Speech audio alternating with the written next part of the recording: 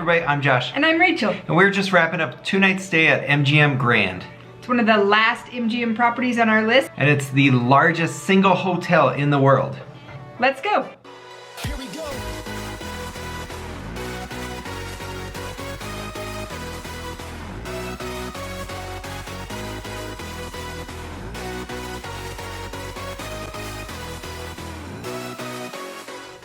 All right, we are checking out. We actually just stayed here at MGM Grand over the weekend. We were in a City View suite.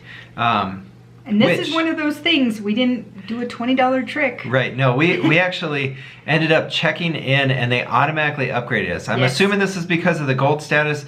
I didn't ask questions because it seemed awesome to me. Yeah, we were originally booked into a regular king room, which we have stayed in before, and we'll talk about that room as well. All right, so I will say we have stayed in MGM Grand before, and I personally have not enjoyed MGM Grand. It's actually been one of my least favorite ones, and it was the one that I was least looking forward to, even over Excalibur and Luxor.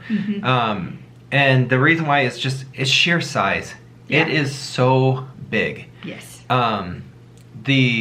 Going from the elevators for the hotel rooms to the strip side is an easy 7+ minute walk if you're walking pretty good. Yeah, it was a long walk. I thought it would be a lot longer the way Josh had kind of explained it from where we were at to the casino floor, which it wasn't. That was the nice part. But that casino itself is huge. Yes. But let's go ahead and start with the room. So the City View suite, it is awesome. It was so cool. Yeah, it was much better than what I was expecting, and I was actually so excited when we got it that I even shot a short and put it up on the channel the day we checked in. Yeah. I was very impressed. I thought it seemed like it was updated in a fairly reasonable time, other than the bathroom. And I know MGM Grand is all about green and gold and stuff, but that green in the bathroom is hideous. It was pretty dated. Yes. But I actually like the kind of retro theme that they got going on in the living room area. They have a nice little table setting there. A couple TVs. Neither of them are like over the top or anything, but they're fine. And they had a huge couch and that little like, I don't want to call it a love seat, but kind of a chaise lounge, maybe is what it's called, right by the window. Yeah. I thought both of those, I mean, has room for a lot of people. Yeah. The water pressure was great. Yes. It took about 8 minutes to get hot water though. It was forever. Yeah, the multiple times we took showers, it took quite a while. There was a giant hot tub too, and we did not end up using it, but it was about as big enough for like a football team maybe. It was huge. Like ridiculous size. We did not have a football team. No, we did not. And there was also a nice walk-in closet. Everything was very good. I can't say anything bad about the room, honestly. As far as the basic room, which we did have just one night before, and I thought the room was fine. No complaints about it. Actually, the pictures online I don't think do it justice. No. I actually thought that it felt much more updated than it was, and that's what we were expecting to get into. I'll show you some scenes of that, but it was 100% everything that we needed. And relatively speaking, for a basic room, it was just that, a basic room. Yeah. Nothing over the top, but nothing to complain about either. Yeah. All right, so talking about the casino floor. So casino floor, it's ridiculous. It's so big. So you basically, and we had spent a couple nights at Encore right before, and you could easily fit 2 to 3 Encore casinos in MGM, which Encore is one of the smallest casino floors, but MGM Grand casino floor is just huge. Now, one thing I did really appreciate is that I did notice now that there's an area that has a non-smoking area. I was going to say the same thing. On the slot machines. People will still walk through and be smoking, but it actually did feel a little bit better because there weren't people actively smoking in that area. Yeah, I'll say, but generally it was much better than being in a smoke-filled casino. Right. And I mean, we ended up playing throughout the entire casino. It's just nice to have that available. They had all the games that you would want to, obviously. If it's in the MGM family, you're going to see the same games. Well, that's what I was going to say. They had a wide variety of games, including newer games. So that was pretty exciting. And you could wander through and find different stuff, and you still got to play old games and new games, and it was just the amount of walking Yeah. just to go through the casino is a lot. And that's where we ended up playing a lot right off the elevators. Yeah. Because it had all the stuff we wanted. And we didn't get anything different by walking around. No. The casino floor atmosphere, I thought it's always busy. It was Yeah. packed. There is a constant flow of people going basically from the strip straight through one part of the casino, around the bar area, and over to the restaurants or to the lobby. There's just constant flow of people. As far as dining goes, Wow. yeah, MGM actually has a crap load of great restaurants. And they do have a food court as well. So if you're looking for the cheap end or the very high end, you can get it. We have eaten at, we actually ended up eating at Joel Robuchon, the Big Boy restaurant this trip. And oh my God, it delivered. It was so good. Make sure to check out that video if you want to see some really fancy fine dining stuff. But we've also eaten at the smaller restaurant L'Atelier next door to it. We've eaten at Morimoto, Craft Steak, International Smoke. We've eaten at Tap over at Excalibur, which there is a Tap sports bar at MGM Grand. There's a ton of great restaurants in MGM Grand. The key is you gotta walk about 10 minutes to get to it from the strip. You gotta find which one you want. And they're in different areas, which is not a problem, but I know there's even a noodle place.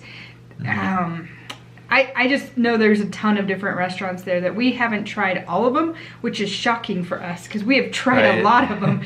But when I was walking around, I was like, we haven't eaten there. We haven't eaten there. We haven't eaten there. So yeah, and I think that obviously that comes with it being such a gigantic hotel. Yeah, is that they have to have everything available for everybody. Yeah, there's a Starbucks, and the Starbucks does get busy. Yes. I did record a quick little scene in the morning where it was a line, out into the lobby area, and that's kind of what you can expect. We did not do any coffee at MGM Grand because we brought our own coffee maker for this trip. And they had glasses. They did, thankfully.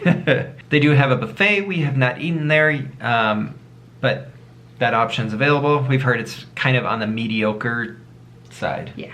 I haven't seen any rave reviews about it. If you've tried it, let us know if it's worthwhile. If you're enjoying this video and you want to see more Las Vegas hotel and restaurant reviews, please make sure to hit that subscribe button so you can follow us along. So one of the best things, or what we've heard is one of the best things about MGM, is the pool. Unfortunately, the weekend we were there, they had it closed. I did see people out there, so I don't know if it was closed for a private event or if it's just that time of year where it's, I don't really know what was going on with it. Yeah, it was February. And I think that they have their pool area open, but maybe it's just such a smaller area. So I would say that I've heard great things. There is a big lazy river. I've heard very good things about it. And if I'm going to go back, it's because I want to see the pool. I would say the same thing. I mean, and the room didn't disappoint. So I would go back to see the room or have the same room and get to enjoy the pool. As far as nightlife goes, MGM Grand has all of it. Oh my gosh. I could not believe how many like cool looking bars and lounges and stuff there was throughout there. There's a very sophisticated looking kind of whiskey bar over by the David Copperfield area between David Copperfield and the lobby. There's Losers, which is a country honky tonk. It reminds me of Nashville. It's actually from Nashville. There is one in Nashville. So they have that. They have Hakkasan, which is the big club. Not for us. Even there's, I think it's called like Centrifuge, which is over by the sports bar, which looks beautiful. Yeah. So there is lots of bars, lots of lounges, and also that nightclub. As far as live music goes, I did not. There was some in the lobby bar. Yeah, and Losers had live music. And Losers always has live music. So there is definitely great options for you to check out there. It really, MGM Grand is one of those places where you can go and stay and not leave your hotel. I was thinking the same thing. If you don't have to go outside or you don't want to go outside, you don't have to when you're staying at MGM Grand because there is so much to do in there. And when you're 10 minutes away from the strip, you probably aren't going to. That's true. Overall vibe, it was busy. Busy. And I wouldn't say there was a specific age range or anything of that sort. I know we were there during a volleyball tournament, so there seemed to be a lot of kids. But there was also like some kind of gala the one night too, and there were a lot of people dressed all fancy. So it wasn't a specific vibe, but I would say with Josh, just plain busy. Yeah, and you did a great point with that.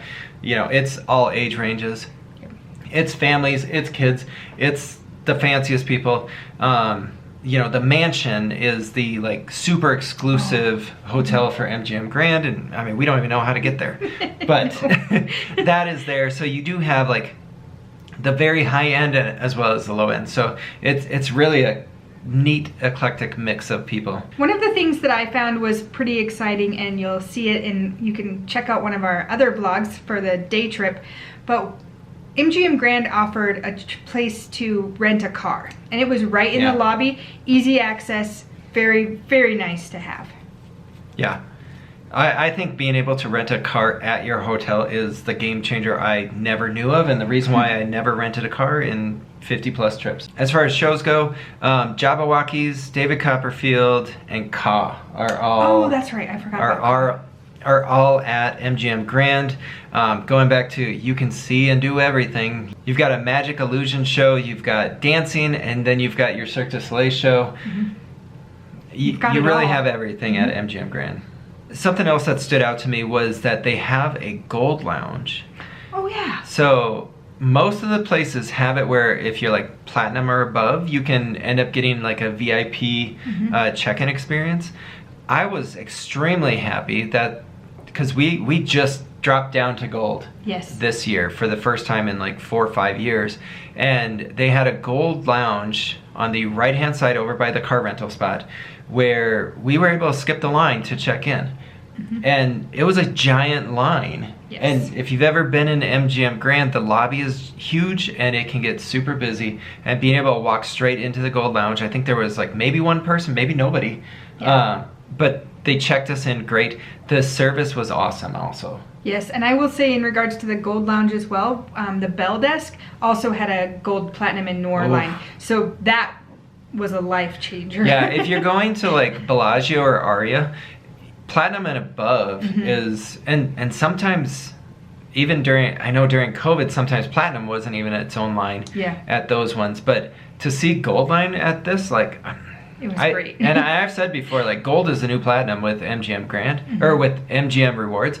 And so to be able to have like those perks at the gold level is huge. As far as location, it is towards the south end of the strip. It's actually still, you know, if you go any further south is where you start questioning whether there's enough going on down there. Yeah. It's right on the verge. You can still get to your ABC stores, I mean, heck, Target's over on that side now too. And you can get all the supplies that you need. If you're looking to like kind of casino hop, it's in a good location as well. You can get right across the bridge to Tropicana. You can get across the bridge to New York, Excalibur, then connects you to Luxor, Mandalay Bay, get to Park MGM. It's in a great location for MGM resorts. I think so too, and it doesn't feel like it's off on its own as big as it is, which is surprising to me because I thought it was going to feel a lot more secluded, but it doesn't, especially once you get to the strip side. And then there is a area up, I guess, towards the strip entrance where there is like a giant arcade. Oh yeah. We didn't even spend any time there. Like, I can tell you 2 days was not enough for us to truly get the full experience of MGM Grand, and why I do want to go back. I had a much better experience than I ever expected to, and the fact that like we didn't get to the pool, we didn't get to the gym, we didn't get to the arcade area, it just speaks volumes as far as like how much they have going on there. It is also, it's a walk again to get there, but it does have access to the monorail. So that's another good part about the MGM Grand. We did not take advantage of this, but if you go down I think it's called the District, after the food court area, there is some more things that you can do. We had seen there's a Hunger Games thing, and there used to be a spot where you could go and like watch a CBS show or something and get some freebies. It did not look like it was open, so if you know if that's still going, let us know down below. But there's just a lot of stuff to do, and I think I want to go do it again. I think we should too, but I want to do it when we can go to the pool. I do too. So let's wait till it gets warm. If you're enjoying our videos, don't forget to hit that like and subscribe. You can also follow us on social media, Facebook, Instagram, and Twitter. All our links are down below. Thank you.